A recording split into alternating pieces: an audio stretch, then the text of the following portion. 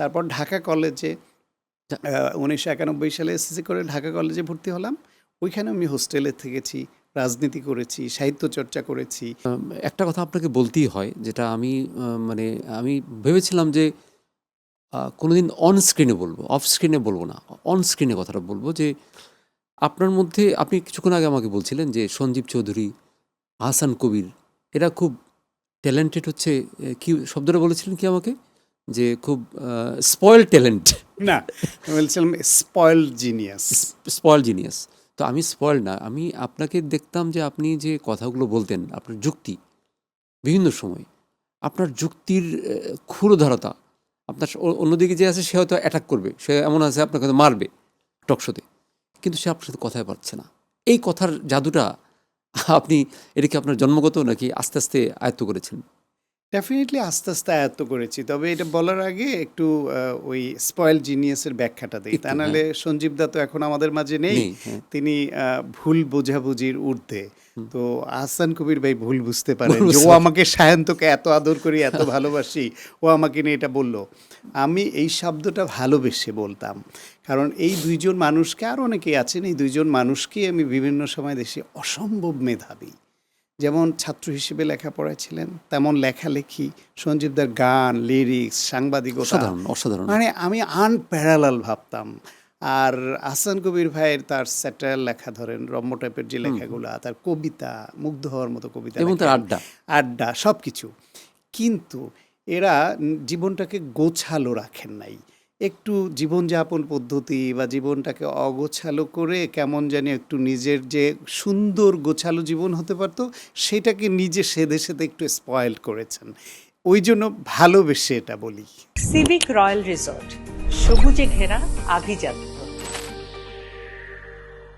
কবির ভাইকে সবসময় একটা কথা, কবির ভাইয়ের সাথে আমার সম্পর্কটা, আহসান কবিরের সাথে আমার সম্পর্কটা খুবই, মানে যে আপনি বললেন যে মাইন্ড করবে কিনা, সে আমার কথা মাইন্ড করে না। আমি তাকে বলি যে দেখেন, আহ, শীতকালে যখন আমরা ওই যে ঈদে না লোশন দিই, আমি বলছি, এই লোশন আমাদের যেটুক লাগে আপনার লাগে তার চেয়ে বেশি, মানে আপনার তো ওই পুরোটাই খালি। পুরাটাই তো খালি। আবার বলি যে শ্যাম্পু খরচটা আপনার বেঁচে গেল, এই জীবনে আপনার শ্যাম্পুর খরচটা লাগলো না। এরকম তার সাথে সব সময়। কিন্তু প্রতিদিন শেভ হতে তার যে খরচ লাগে, ওটা তোমার আপনার লাগে আমার না, লাগে না, আমার লাগে না। আমার লাগে না। আচ্ছা, যেটা বলছিলেন যে কথা বলার যে আর্ট, আমি ছোটবেলা থেকেই স্কুল লাইফ থেকে বিতর্কে অংশ নিতাম। উপস্থিত বক্তৃতা, এর প্রতি আমার আগ্রহ ছিল, ঝোঁক ছিল।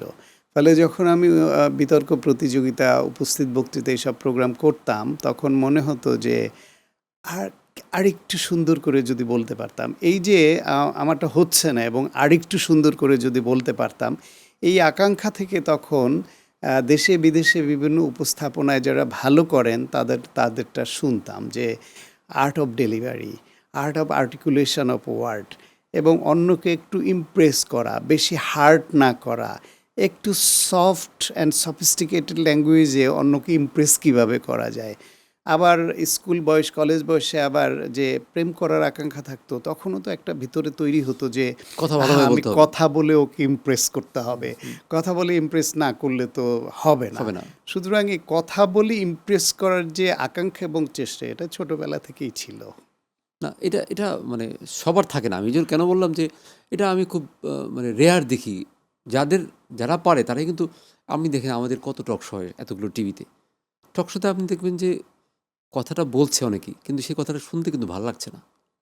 আমি যেমন একে বললাম কয়েকদিন আগে, আমি বলছি একে যে আহ, মাসুদ কামালকে বলছি, আমি বলছি, ভাই আপনি তো কথাশিল্পী, আপনি ধরেন এই কথাটা সত্যি না, বা এই কথাটার যুক্তিও খুব বেশি স্ট্রং না, যে আপনি এত সুন্দর করে বলছেন, এত যুক্তি দিয়ে এত সুন্দর করে বলতেছেন, বলে ভাই আমার কথা খারাপ, আমার গলাটা খারাপ। আমি বলছি, এইটাও বললেন কিন্তু আপনি খুব বিনয় দিয়ে, যে মানুষ কিন্তু এটা শুনতে বাধ্য হলো। তো আপনার ক্ষেত্রে আমি সেটা দেখি। আচ্ছা, আমি একটু আপনার সম্পর্কে, মানে যেটা আমরা টকশোতে দেখি ওটা না গিয়ে একটু অন্যরকমভাবে যেতে চাচ্ছিলাম।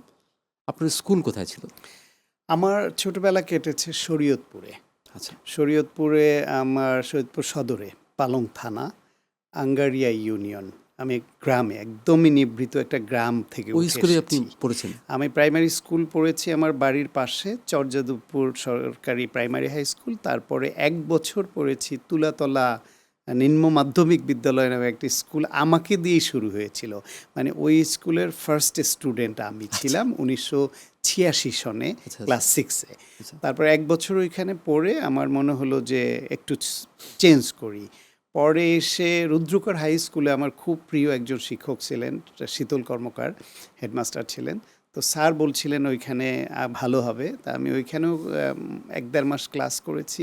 সেখানেও ভালো লাগলো না। পরে আঙ্গারিয়া হাই স্কুল, শরীয়তপুর জেলার খুব নামকরা স্কুল, ডিস্ট্রিক্ট ফার্স্ট হওয়া স্কুল আচ্ছা, এরকম বিভিন্ন বছরে। তো ওইখানে আমি ক্লাস 7-এ এসে ভর্তি হই এবং 7 থেকে 9 পর্যন্ত ওখানে পড়ি এবং ওইখানে পড়া অবস্থায় আমি বিশ্ব সাহিত্য কেন্দ্রের শরীয়তপুর ব্রাঞ্চ হয়েছিল। সেখানে বই পড়া কর্মসূচিতে আমি জয়েন করি এবং সেখানে আমি পড়ুয়া হিসেবে পরীক্ষা দিই। আপনি জানেন যে 20টা বই দিত বছরে এবং সেই বই পড়ে আমিও 20 পড়েছি। বইয়ের উপর এটা- পরীক্ষা দিতে হতো এটা আমিও পড়েছি। এবং আমি ওখানে ফার্স্ট হয়ে ডিস্ট্রিক্ট ফার্স্ট হয়ে অ্যাওয়ার্ড পেয়েছি। জাতীয় বিজ্ঞান মেলায় অংশ নিতাম, সেখানেও 2বার ডিস্ট্রিক্ট ফার্স্ট হয়ে কেন্দ্রীয় পর্যায়ে এসে আমি বিশেষ পুরস্কার পেয়েছি জাতীয় পর্যায়ে 2বার।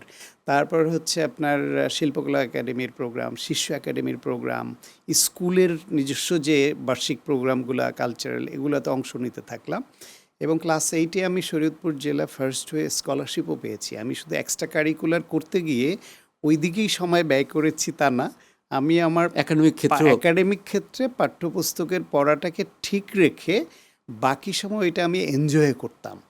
ক্লাসের পড়া পড়তাম প্রয়োজনের জন্য, কারণ আমাকে ভালো রেজাল্ট করতে হবে ভবিষ্যৎ চিন্তা করে।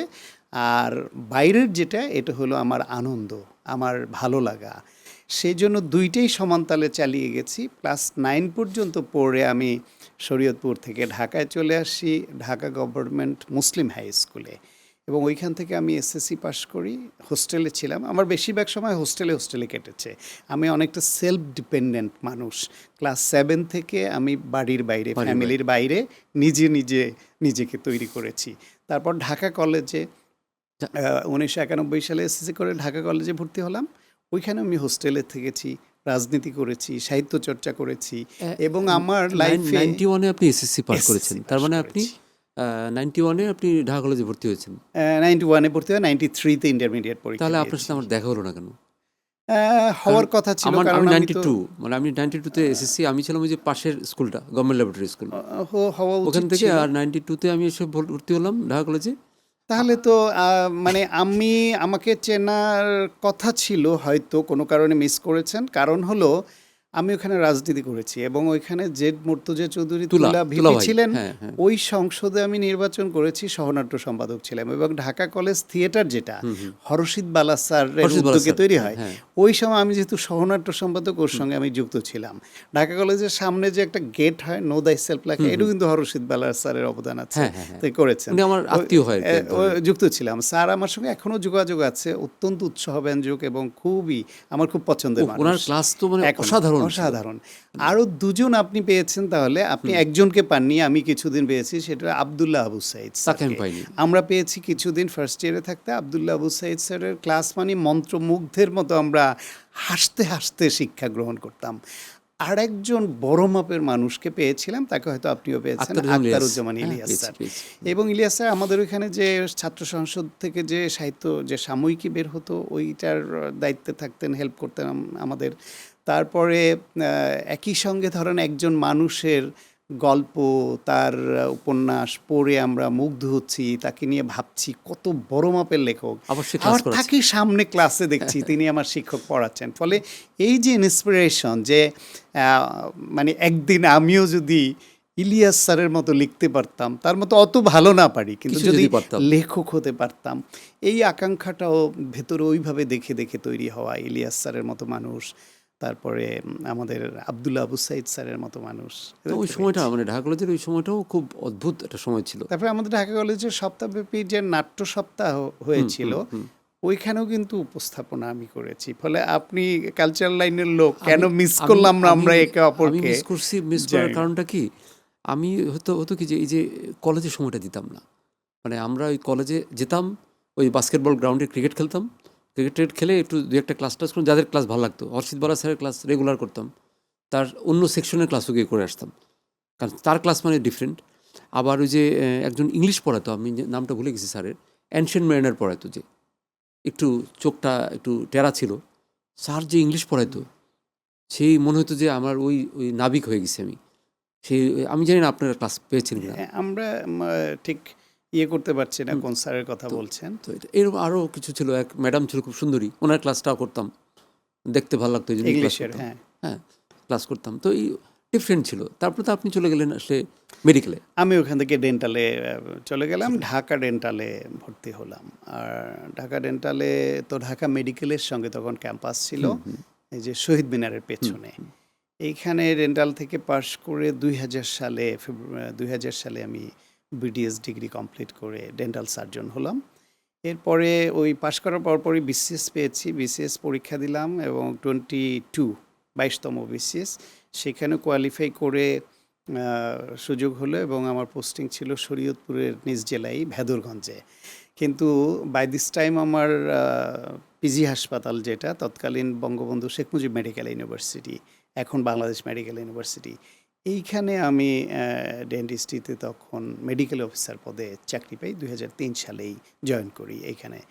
তারপর থেকে ম্যাক্সিলোফেশিয়াল সার্জারিতে আমার পোস্ট গ্রাজুয়েশন করি। মানে ম্যাক্সিলোফেশিয়াল সার্জারিটা অনেকে হয়তো অতটা পরিচিত নন, যে ডেন্টিস্ট্রি তো এখন অনেক ভাগ হয়ে গেছে। এর মধ্যে মুখের ক্যান্সার, টিউমার, অ্যাক্সিডেন্টাল ইনজুরি, জ ডিফর্মিটি, জয়েন্টের সমস্যা, মানে এই রিজিয়নের যে সার্জিক্যাল কাজগুলো, ধরেন ক্যান্সারের জন্য চোয়াল কেটে ফেলে দিতে হলো, পায়ের থেকে, কোমর থেকে, বুকের থেকে হাড় মাংস স্কিন এনে আবার রিকনস্ট্রাকশন, এগুলাও আমরা করে থাকি। ফলে আমি ডেন্টিস্ট্রির মধ্যে আমার ক্যারিয়ারটি স্পেশালাইজেশন করলাম ম্যাক্সিলোফেশিয়াল সার্জারিতে। তারপর সেই 2003 থেকে এখনও আছি। সিভিক রয়্যাল রিসর্ট, কিনুন আভিজাত্য, নিশ্চিত করুন ভবিষ্যৎ।